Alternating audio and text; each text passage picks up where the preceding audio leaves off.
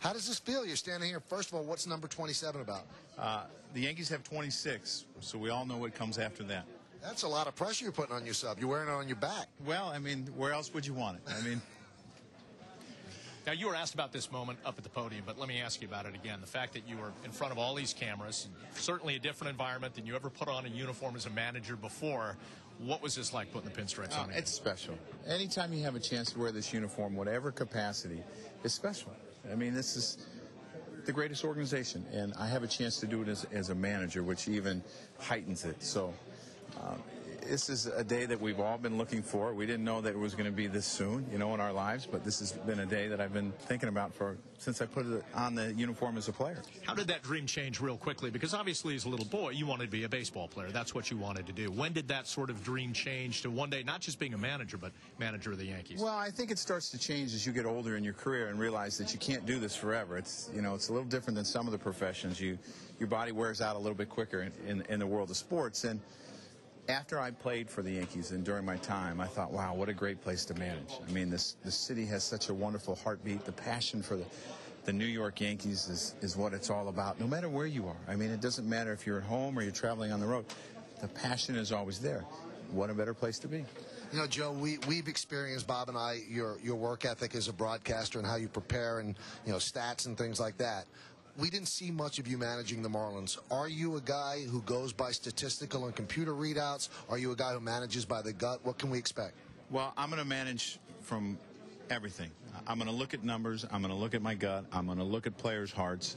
I'm going to take everything into account. And I don't ever believe that I can have too much information. Talk to minor league instructors, minor league managers, coaches, talk to Mark Newman and everyone, and get as much information as we can to make the best decision. So I'm not going to manage just one way. I'm going to take everything into account. Now, in the National League, you manage differently. There's got to be a lot of bunting and things like that. Will you bring some of that style to an American League team? Michael, so much of it depends on the players that are in the clubhouse and the type of game you're in. I mean, if you know that it's going to be a 2-1 game, you might approach the game a little bit different than if you know it's going to be 10-6.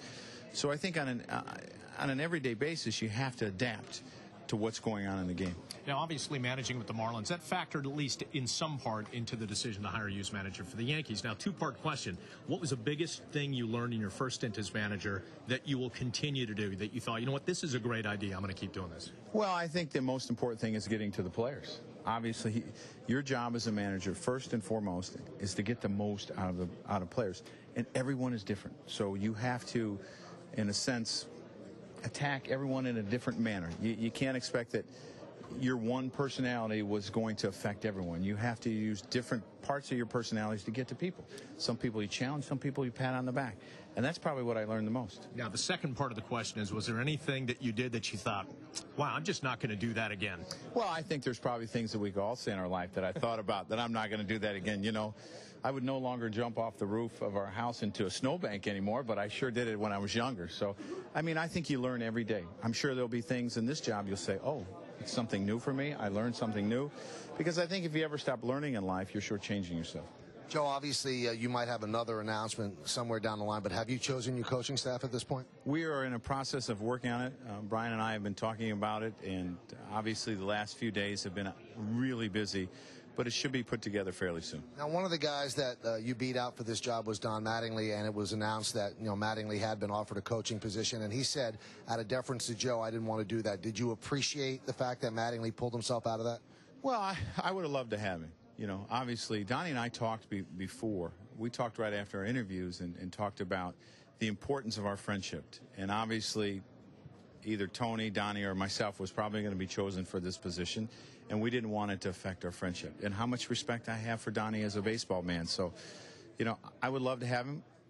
I appreciate what he said, and I have the utmost respect for him. Let's talk a little bit about you and the media, and in terms of just handling what is, obviously, in New York, a completely different animal. You've been around it as a player, 1 year as the bench coach, but now as manager, when you were a player, you were accountable as one of 25. Now you're accountable as one of one.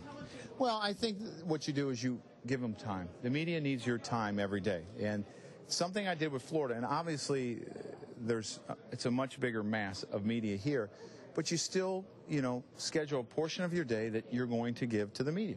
And working with you and Michael, obviously you learn how to do it, right? Is it I think something? you did, right? Yeah, I think I learned something. Yeah, saying that, is it something that we did that spurred you on to take this job, that you moved out of the booth? You know what? It was hard to eat up in the booth. Not with O'Neill there. No. Well, I used to steal his chicken sandwiches. I'm going to miss that. But if he's ever eating a chicken sandwich and he's possibly broadcasting, steal it and send it down to me on the bench, would you?